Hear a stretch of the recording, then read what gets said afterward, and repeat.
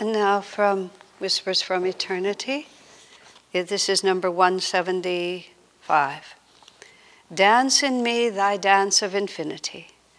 O Mother Divine, I have learned to love thy dance of destruction, for I see now that what is destroyed is my own ignorance and folly. Thou hast shattered again and again with thy war dance of destruction my fragile cage of bones and flesh, and consigned it to the crematory flames. Thou hast done so smilingly, to show me and everyone that our souls are ever free and cannot be burned or broken. With thy mercy thou hast stripped away, sometimes seemingly with harshness, but always with loving purpose, the countless hardened, mud-encrusted covers of delusion that coated us. I appreciate now thy dance of destruction, Mother. Together let us cremate my every desire, frailty, weakness, and finitude forever and ever. I'll join thee, laughing in the dance of evil's destruction. O Mother, since nothing more is left now of my finiteness for thee to destroy, dance in me thy dance of infinity and of cosmic love.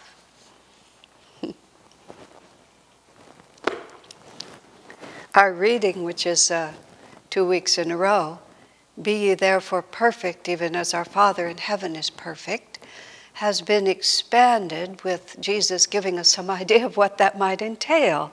Love those who don't love us, bless those who persecute us, just everything that we don't want, Jesus is telling us to embrace and accept. And what's adorable about this reading is that it's paired with, out of 1,000 who seek, only one finds me. And out of 1,000 who, out of 1,000 in the world, out of thousands in the world, only one seeks. Out of thousands who seek, only one finds me, because in between is this list of requirements of what it actually means. And it's so confusing for our minds, because on one hand, we're seeking God for joy, and we're even told in our Festival of Light every week, whereas in the past, suffering and sorrow was the coin of man's redemption, for us now that payment has been exchanged for calm acceptance and joy. And the whole thrust of Dwapara Yuga, the whole breaking out of Kali Yuga is these rigid forms of spiritual, not spiritual, what belongs to the world, what belongs to God.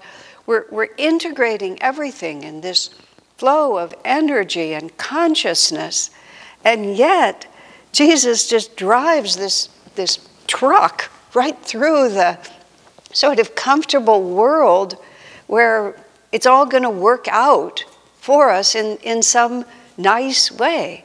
So it's a tremendous rite of passage on the spiritual path to be able to navigate all these seeming contradictions of what is really entailed in God realization without falling into a sadness or a grimness about it. And the lives of the saints are the most interesting reconciliation of this. And I think it's impossible to understand it without also diving into the lives of the saints and the lives of the masters and the example of someone whose consciousness is really elevated beyond the ordinary, to see how they work with the dance of destruction and the fact that it all ends in bliss.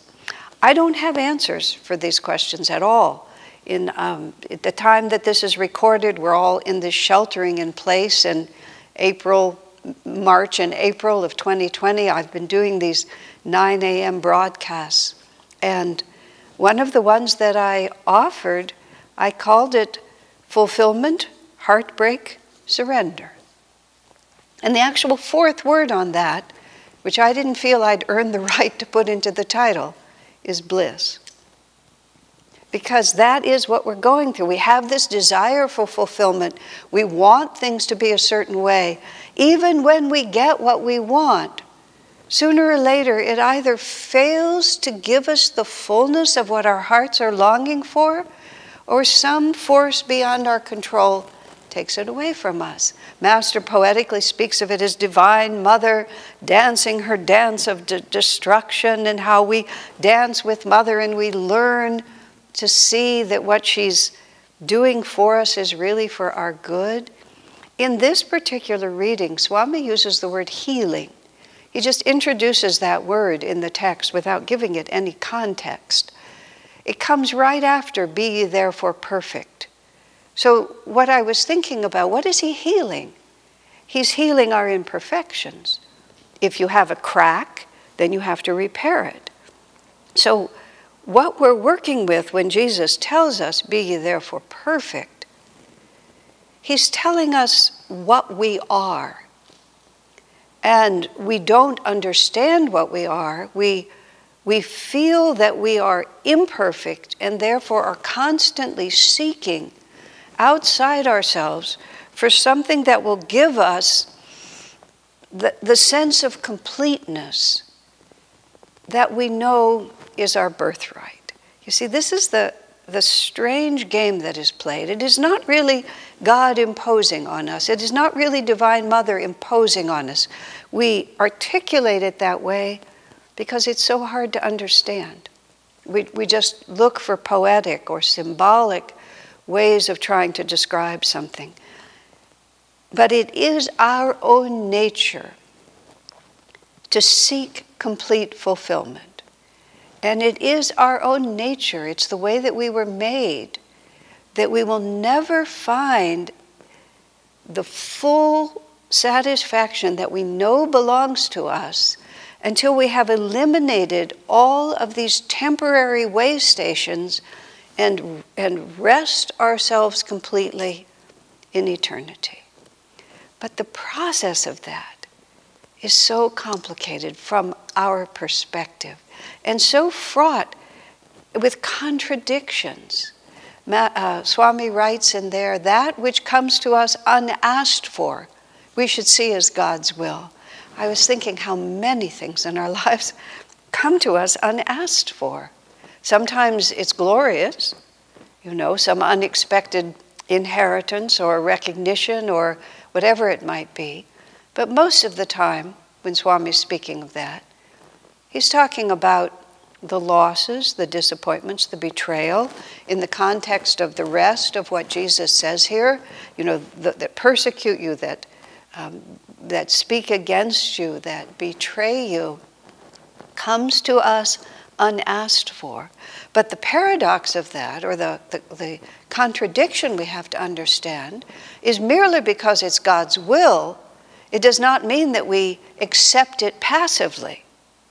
We step into what God gives us, but with all the power that's there. Master said that tests and trials are not given to hurt us, to destroy us, but to awaken within us the realization of the infinite power that we have. Master's example, and this is where we have to look to the examples of the saints, Swamiji's example, St. Francis's example, Mother Teresa of Calcutta's, St. Teresa of Avila, the example of all of these great God-knowing souls is not passive acceptance at all. It's the greater the obstacle, the greater the willpower. I have a mission to do for the divine, and let them persecute me, let them betray me. Let me be the only one, but I will hold on to this which I know is true. In the life of St. Francis, he had this ideal of absolute renunciation, and gradually he became a victim of his own success. And as his order grew and others came into it and they felt they needed to establish themselves in the material world in ways that were anathema to St. Francis, he came back from a long journey and realized they'd built a monastery, whereas he had absolutely refused to have any structures define his order. He literally went up onto the roof and started ripping the roof tiles off. With his bare hands, he tried to destroy the building. Eventually, he had to accept. He had to accept, and he himself simply withdrew. He just withdrew into, he surrendered. He had the fulfillment of creating it. He had the heartbreak of seeing how it was developing. Then he had to surrender. He had to surrender because no amount of willpower or effort on his part could change the tide. But surrender isn't necessarily to give up.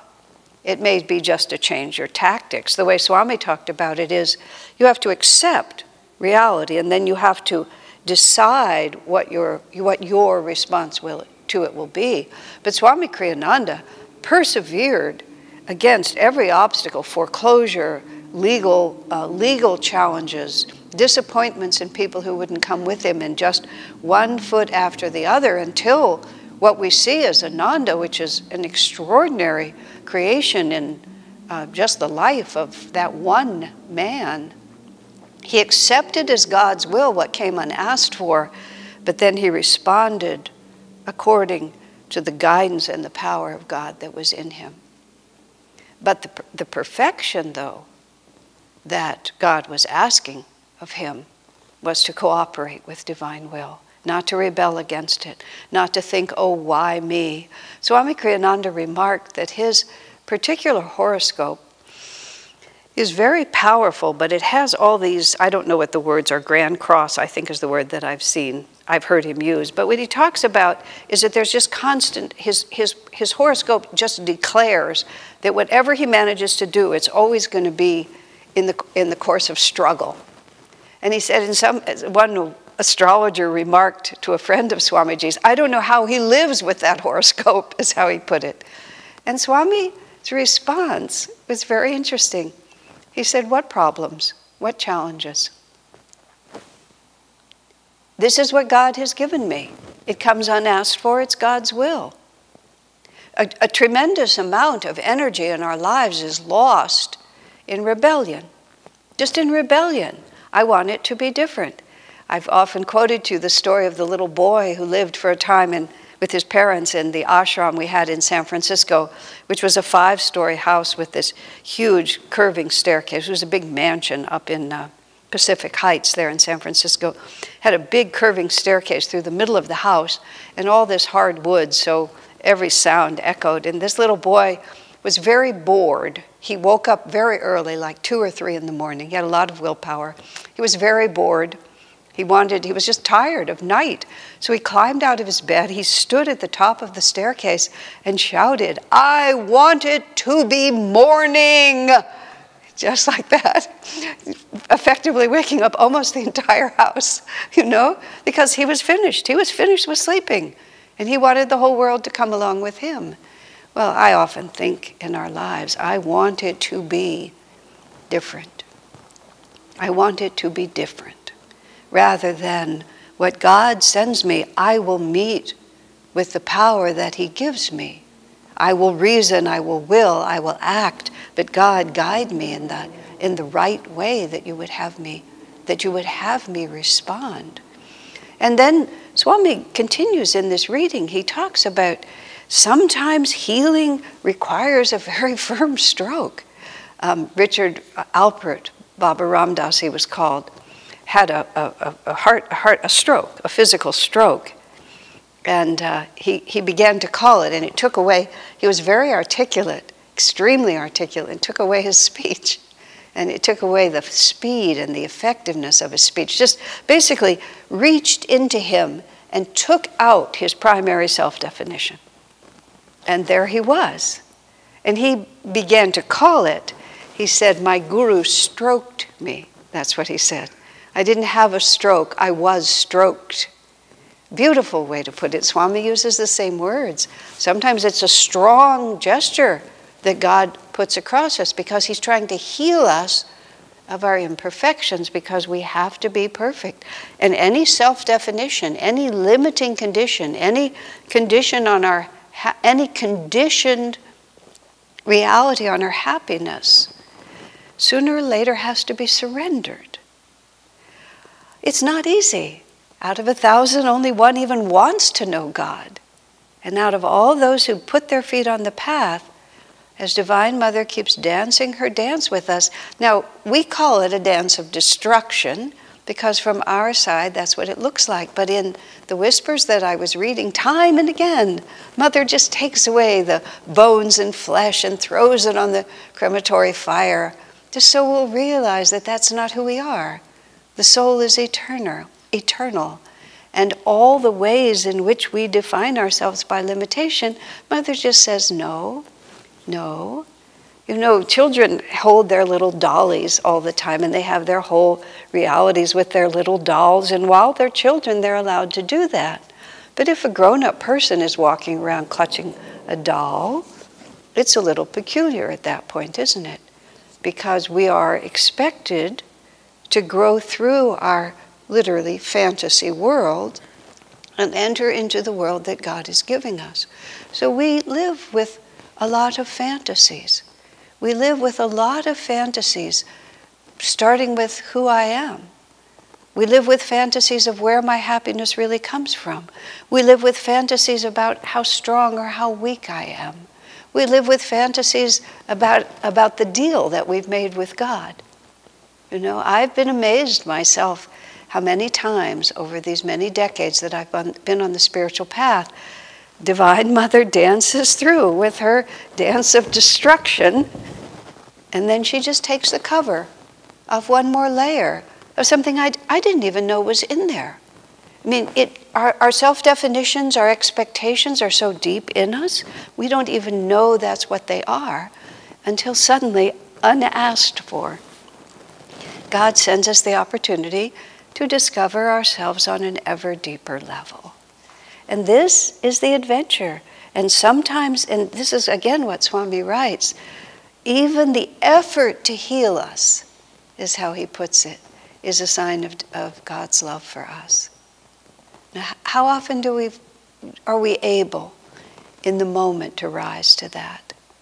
You know, this is the great challenge of the spiritual path.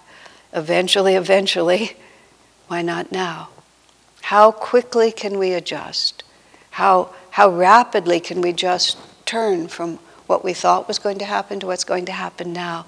I remember once I said to Swami, he'd asked something of me that I just wasn't able to do. I knew he was right, or I knew it was a good idea, but I just couldn't do it. I couldn't muster my forces. I couldn't master my desires. I just didn't have the willpower. And I wanted to be sincere with him because I had spent a lot of time hiding from him. And so I wanted to be sincere. It was very important. I said, sir, you've given me this instruction, and I want you to know that I'm not following it at all. And Swami, I don't think he took an extra breath. He just said, well, so much for theory. Let's deal with reality now.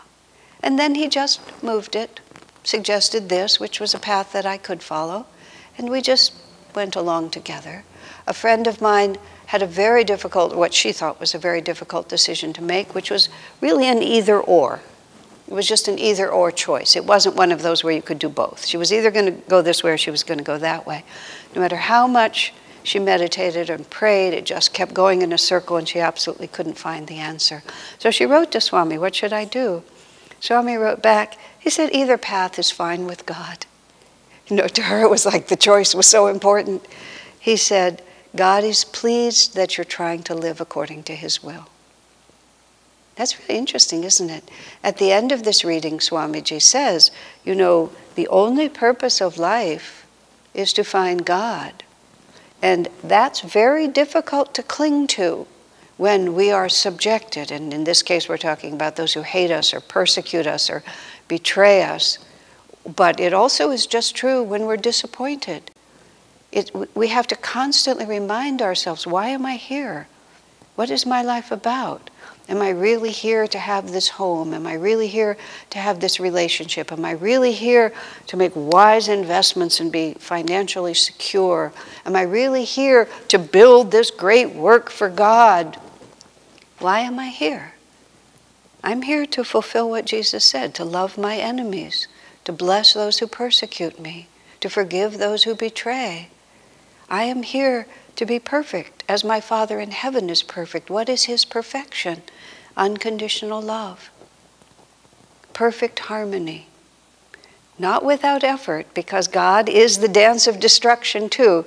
As I was saying to a friend recently, there are 8 manifestations of God, and being nice isn't one of them. That doesn't mean we should be mean, but sometimes we just have to plant ourselves wherever we plant ourselves and let the world swirl around us, because I am here for God.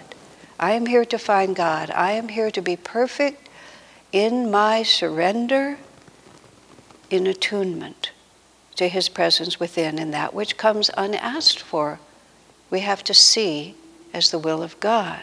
And sometimes the healing of our imperfections is a violent blow. It's a violent blow to everything that we're holding on to like this. But the sooner we can say, thank you, Lord, I didn't know. I didn't realize. I thought I was free in that way. I didn't understand. I didn't know who I really was. And now you've ripped the Band-Aid off one more time. I was very impressed recently when Swami Kriyananda passed away on April 21st. Passed away. There's so many euphemisms, are there? Because it's hard to say he died. He transitioned. He left this planet. He gave up the body, whatever you want to say. He went his moksha day. He wrote this letter about 10 days before he died, which happened to be Easter. He died on April 21st, 2013, and Easter was about 10 days before that. And he wrote this letter, and it was just about his state of mind. And he said, I have recently passed through a personal Armageddon. I actually was looking at that yesterday. I went to look up what is the word Armageddon. It's a biblical word which refers to the final battle of light and darkness before the day of judgment.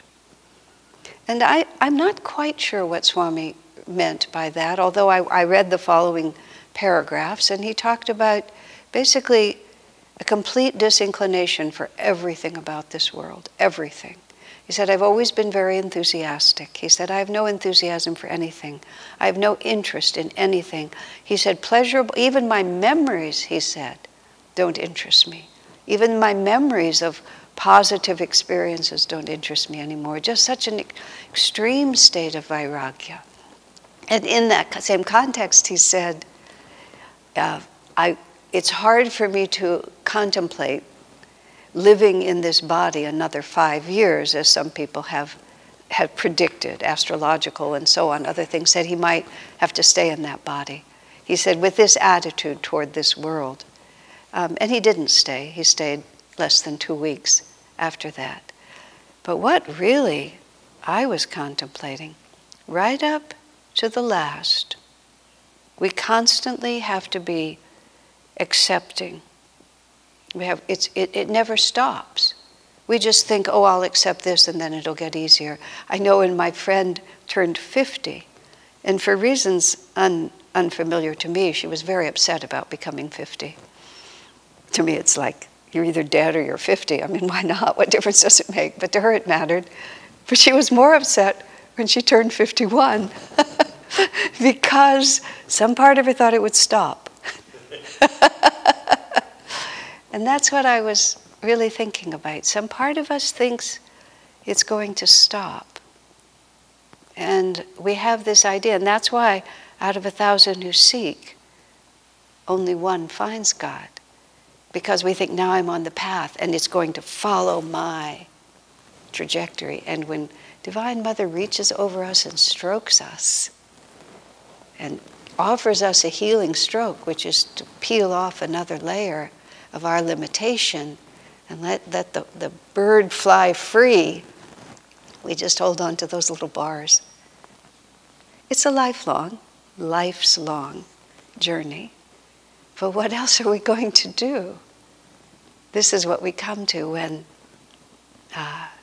someone asked Swamiji, what's the secret of success on the spiritual path? He said, realizing that there's absolutely no alternative.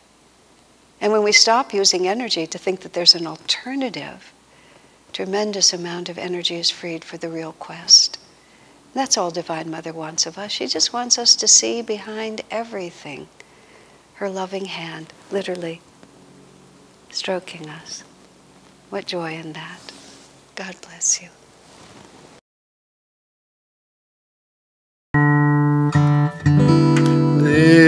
Listen,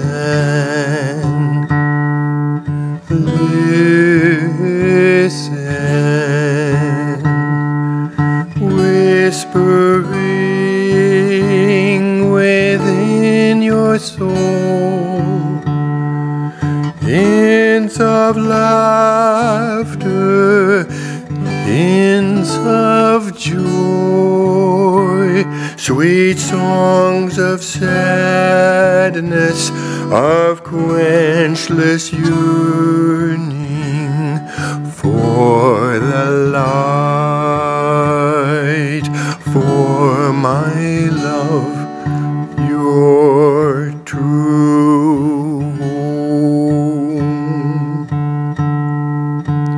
Long your heart has played the dancer, long you've toyed with mirror shadows of the treasures left behind you, deep in your soul. Long you've plumbed the dark for answers, long you've begged from beggars' empty hands. Gifts of life they too were seeking, gifts none could share. Friend, how long will you wander? Friend, as long as you seek your home in a land where all are strangers, love locks her door. Leave to the weak his craven life, to the coward leave his dreaming. Oh, my saint, wake up, reclaim the light, seek the truth behind all seeming. Leave to the weak his craven life, to the coward leave his dreaming. Oh, my saint, wake up, reclaim the light, seek the truth behind all seeming. Turn, turn, turn within, in silence of soul, in cave of love, find my abode.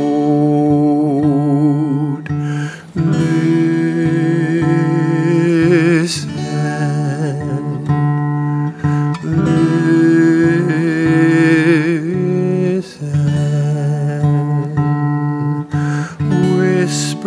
whispering within my soul, hints of laughter, hints of joy, sweet songs of sadness, of quenchless yearning for the light,